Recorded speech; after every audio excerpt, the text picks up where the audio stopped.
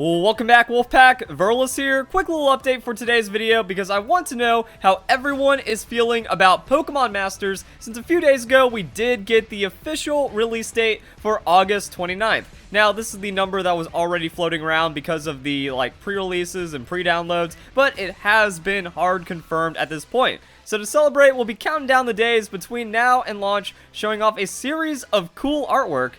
And they have been. So the Pokemon Company has been retweeting this inside of it as well. That's pretty awesome. That's adorable. That's amazing. And what I really like about this, and actually this is also pretty crazy too. So only 4 days left until the launch of Pokemon Masters. So that goes to the Japanese Twitter for Time. So really showing that this is like a global launch event for everyone when it comes to Pokemon Masters, and I think that's really cool. Also, we have the Pokemon Masters Twitter doing the same thing. So not even like Pokemon Company, Pokemon Masters, going straight to Times, which has been featured on the channel. That's because this guy, he's the one that they had the artwork commissioned for. So that's been pretty crazy stuff overall. Either way, it kind of shows like, yeah, there's a good amount of care, there's a good amount of work that's being put into it just for the announcement and launch. I wonder if this has made you a bit more hype about the games.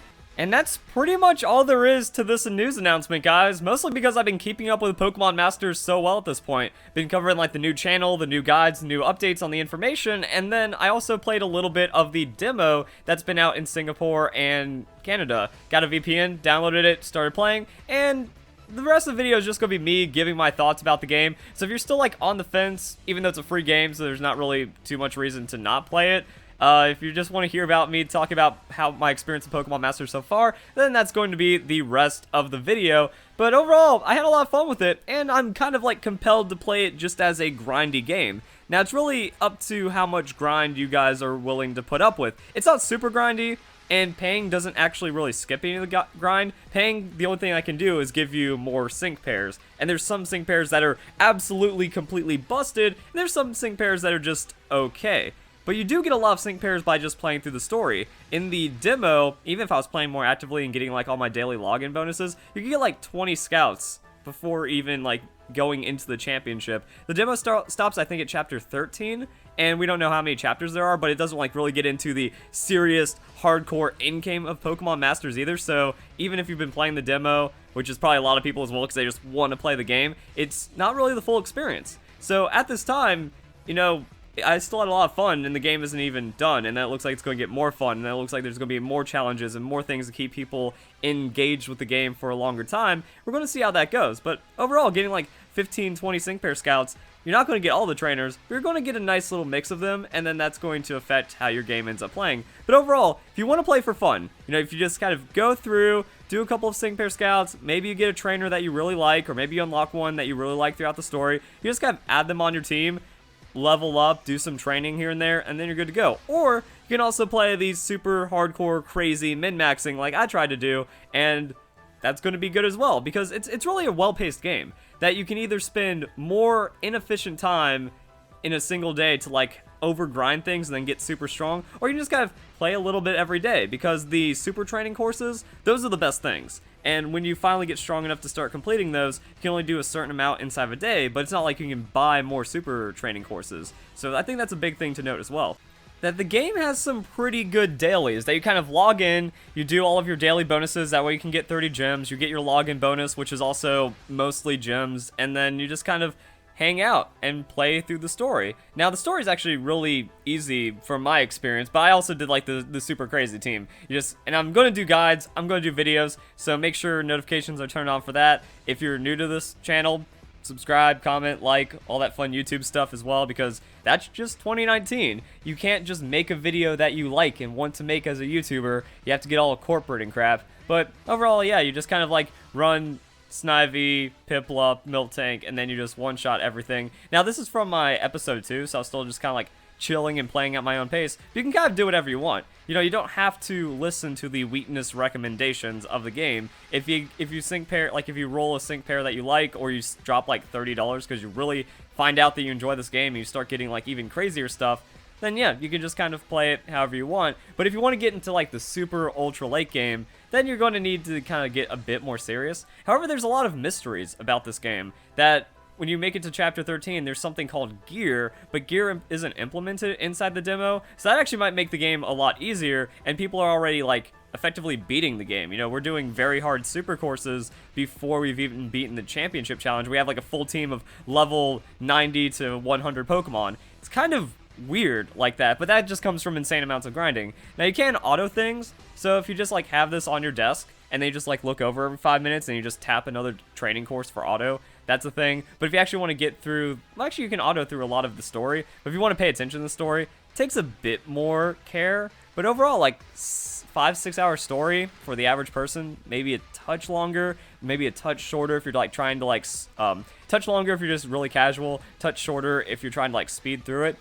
It's like a real game. You get, and it's not actually, like, too crazy of a gameplay loop. You know, doing 13 chapters of the grinding you're seeing on screen for the story didn't actually really get tiring, and then there were some challenging parts that made me pay attention and made it feel like a game. So, free game, not really super crazy on the monetization. One of the most fair gachas ever that I've heard, that, you know, the rates of getting a 5-star, the rates of getting a 5-star character are really good, and that you don't have to pay to win to have the best character. That you can just kind of get whatever character you want and eventually upgrade them over time, and then we're going to wait for the events, then we're going to wait for all the other things. So, the game is very fun. Game is very playable. It's in a good state, even without having all of it implemented. And I was starting to get, like, tired. Like, I'm not playing it actively super hard every day, mostly because I also don't know what I'm going to do with my file, like, because it is a Canada region file, so I don't know if I'm going to delete it and try to, like, speedrun everything back to the way I had it so that way I can buy things, or maybe I'll just, like, never purchase, and then I'll still try to make content that way and just be like, what happens if you don't spend any money in Pokemon Masters?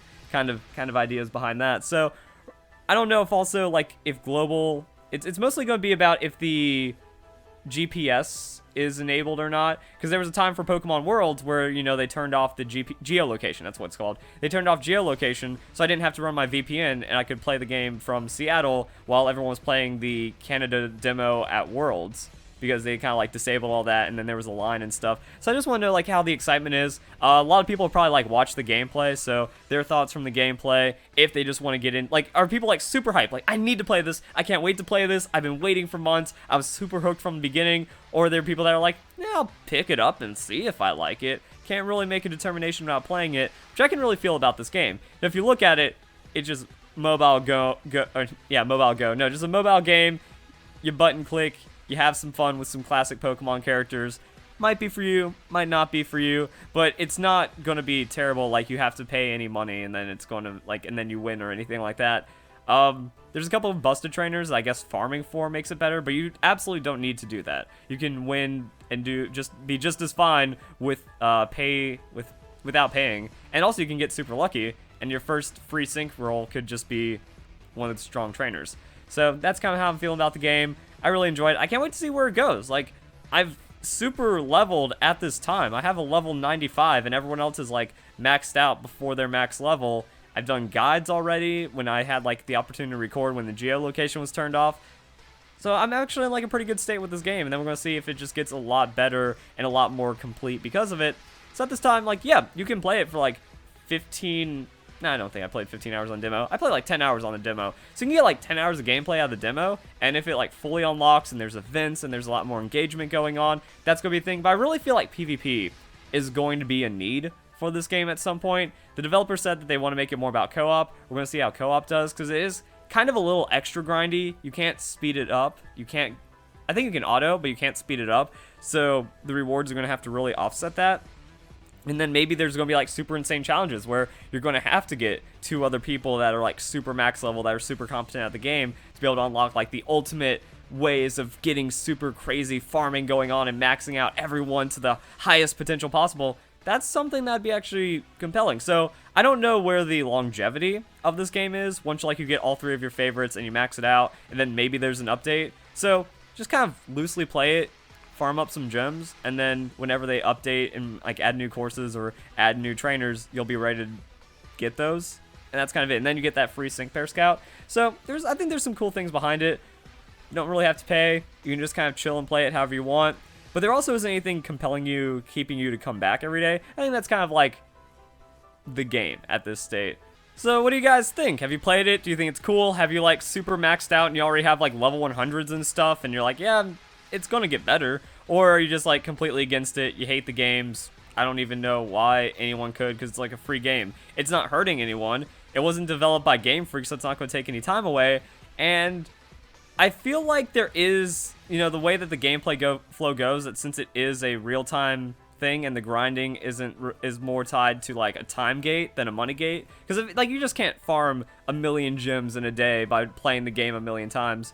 So because of that, I'm still trying to figure out how it's gonna work out. I don't think it's gonna be like as loved as Pokemon Quest, but there's also a chance that it could be bigger than Pokemon Quest. So we're just gonna have to see where Pokemon Masters goes, how people care for it, and then how long it lasts. So if you guys enjoy the video, fun little game to play until Pokemon Sword and Shield comes out. Hope you all have a nice day. Thank you very much for watching.